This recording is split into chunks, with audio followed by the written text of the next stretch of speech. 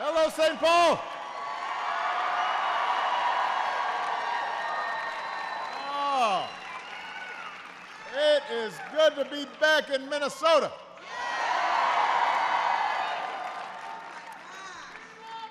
I love you back. That's why I came here. It's great to see you. Although, can I just say that when we get off the plane, Secretary Fox, who is from North Carolina, turned to me and he said, "This is the coldest I've ever been in my life." Now we were only out there for like a minute, which goes to show how soft these folks from North Carolina are when it comes to the weather. I, on the other hand, from Chicago, I walked off those stairs, I was like, this is balmy, this is great. And February in Minnesota, can't beat it. Cannot beat it. In addition to Secretary Fox, who I want to give him a big round of applause for that introduction.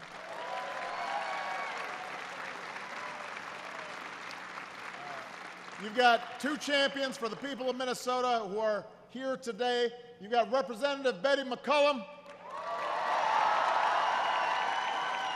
and Representative Keith Ellison. You've got your mayor, Chris Coleman, in the House. The new mayor of Minneapolis, Betsy Hodges, is here. And my great friend, who actually told me I was running for president before I knew I was running for president, R.T. Ryback. Love that man. Where's R.T.? He's around here somewhere. Now, I want to thank everybody who showed me around Union Depot and gave me a preview of this new light rail line. It is fantastic.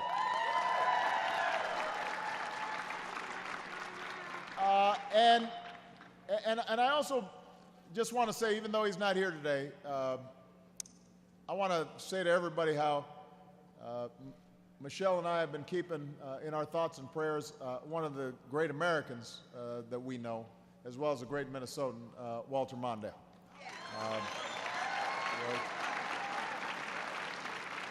Now, like millions of Americans, I've spent some time with Minnesotans lately because I was watching the Olympics.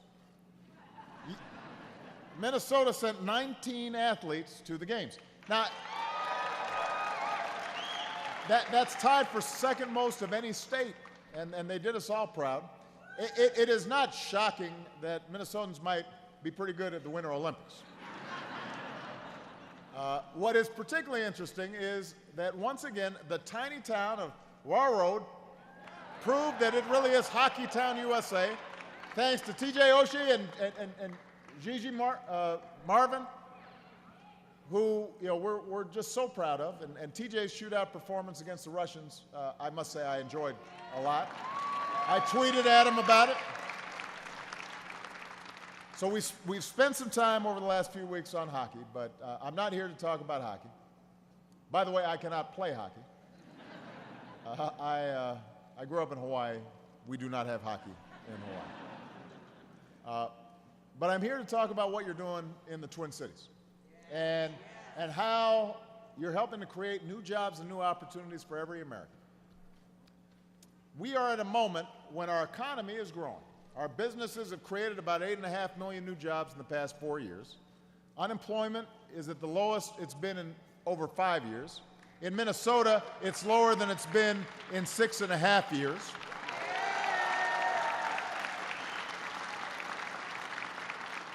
And by the way, you've got a great governor who I served with in the Senate, Mark Dayton, who's helping to make that happen.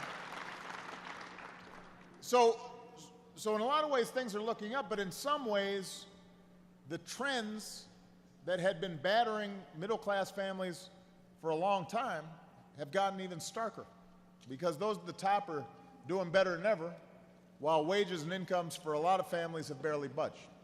And too many families are working harder than ever just to keep up. So, as I said at the State of the Union address a few weeks back, our job is to reverse those trends. We've got to build an economy that works for everybody. We've got to restore opportunity for all people so that no matter who you are, where you come from, what you look like, you can get ahead if you work hard and you're responsible. And so I laid out an opportunity agenda that has 4 parts. Number 1, good jobs that pay good wages in manufacturing and energy and innovation and infrastructure. Number 2, train folks with the skills they need to get those good jobs. Something that your Senator Al Franken is doing great work on every single day. He cares a lot about that job training issue. Number 3, guaranteeing every child has access to a world-class education. And number 4, making sure that hard work is rewarded with wages you can live on and savings you can retire on and health care you can count on. That's what we're fighting for. Minnesota is helping to lead the way on these issues. Your state legislature is poised to raise your minimum wage this year.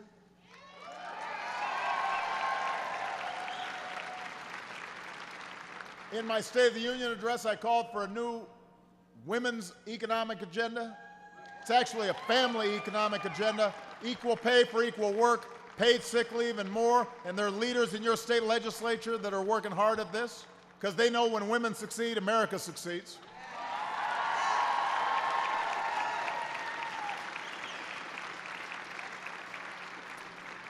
So on all these issues, we're reaching out to members of Congress, looking to see if they're willing to work with us on some of these priorities. But what I also said at the State of the Union is, in this year of action, whenever I can partner directly with states or cities or business leaders or civic leaders to act on this opportunity agenda, I'm going to go ahead and do it. We can't wait. We got to move. We got to get things going. Too many families are counting on it. So, Yesterday, I launched new hubs to attract 21st century manufacturing jobs to America. And today, I'm here to launch a new competition for 21st century infrastructure and the jobs that come with it. Because any opportunity agenda begins with creating more good jobs. And one of the fastest and best ways to create good jobs is by rebuilding America's infrastructure. Our roads, our bridges, our rails, our ports, our airports, our schools, our power grids. We've got a lot of work to do out there, and we got to put folks to work.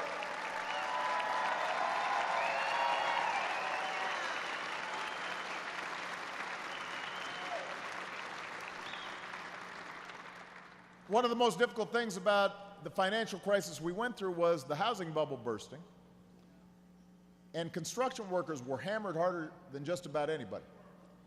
And while we've cut the unemployment rate for construction workers almost in half since 2010, too many are still looking for jobs at a time when we've got so much that we could put them to work on rebuilding. We've got ports that aren't ready for the next generation of supertankers. We've got more than 100,000 bridges that are old enough to qualify for Medicare.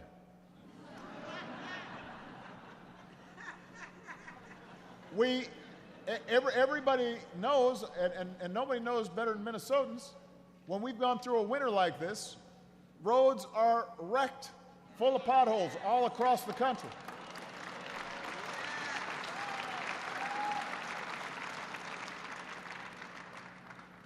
Now, other countries are not waiting to rebuild their infrastructure. They're trying to outbuild us today so they can outcompete us tomorrow. As a percentage of GDP, countries like China, Germany, they're spending about twice what we're spending in order to build infrastructure because they know that if they have the fastest trains on the planet or the highest rated airports or the busiest, most efficient ports, that businesses will go there. But we don't want businesses to go there. We want them to come here to Minnesota. We want them to come here to the United States of America, and that means the best airports and the best roads and the best trains should be right here in America.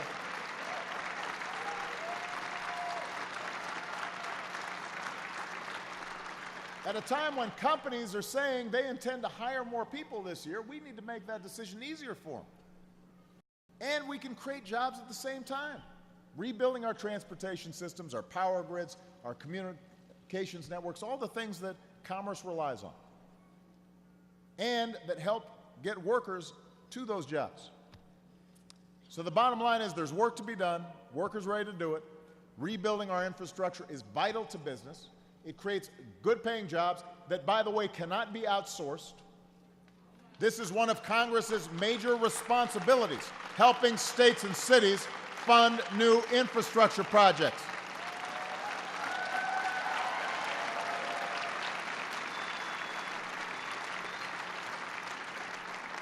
And part of the reason I'm focused on this is Congress has an important deadline coming up. If Congress doesn't finish a transportation bill by the end of the summer, we could see construction projects stop in their tracks. Machines sitting idle, workers off the job. So next week, I'm going to send Congress a budget that funds rebuilding our transportation infrastructure in a more responsible way by doing it over 4 years, which gives cities and states and private investors the certainty they need to plan major projects. Projects like repairing essential highways and bridges, building new transit systems in fast-growing cities and communities so folks who live there can get to work and school every day and spend less time sitting in traffic.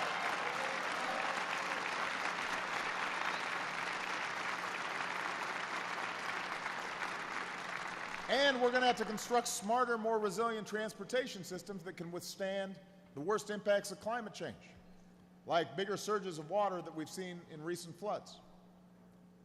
So all told, my transportation budget will support millions of jobs nationwide.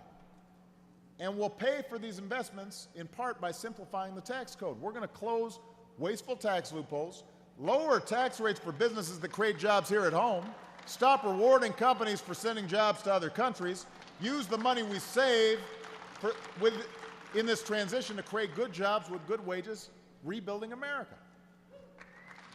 It makes sense. It makes sense. Now, I'll be honest with you, there are leaders in both parties who are willing to reach across the aisle in Congress when it comes to American infrastructure. They know how important it is.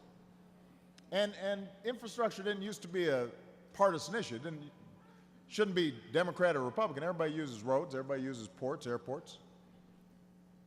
Unfortunately, time and again over the past few years, there have been some Republicans in Congress who've refused to act on common sense proposals that will create jobs and grow our economy. You know, partly, it's not that I guess they don't like roads, they just don't want to pay for them. And, you know, it doesn't work that way. You got to come up with a way to get these projects going. So while Congress is deciding what it's going to do next, I'm just going to go ahead and do what I can to create more good jobs. And that's why I came here to St. Paul. That's why I came here to St. Paul.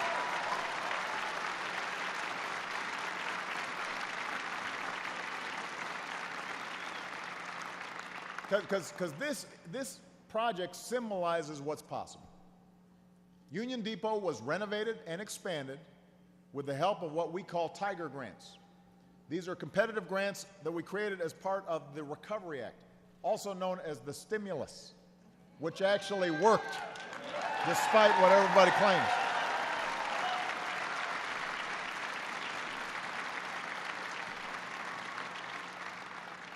So the idea is if a city or state comes up with a plan to modernize transportation infrastructure that will have a significant impact on economic activity, and if they line up other sources of funding to help pay for it, they can win a Tiger Grant, and the federal government becomes a partner with these local communities. So far, these grants have given a boost to 270 infrastructure projects across all 50 states. And you heard Secretary Fox talk about these grants are helping cities like LA and states like North Carolina, and they helped you rebuild this depot into a hub that will bring different modes of transportation together under one roof instead of scattered across the city. Amtrak's going to be here. The new Metro Green Line will be here. Bus lines will be here.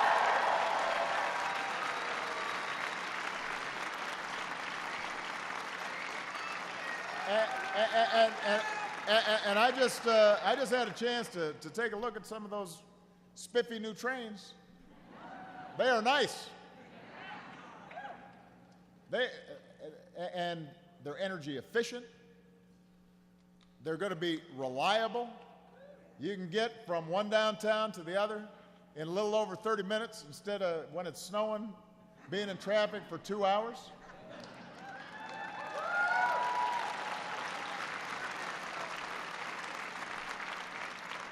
The trains were made in California, which meant folks were put to work here in the United States building them.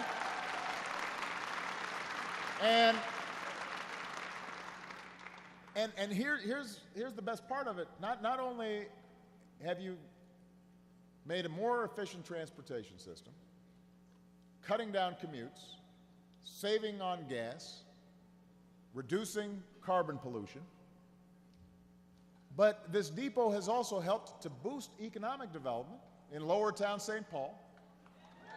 Just across the street, the old downtown post office building is becoming apartments and shops. All told, more than 4,000 jobs were created for this project.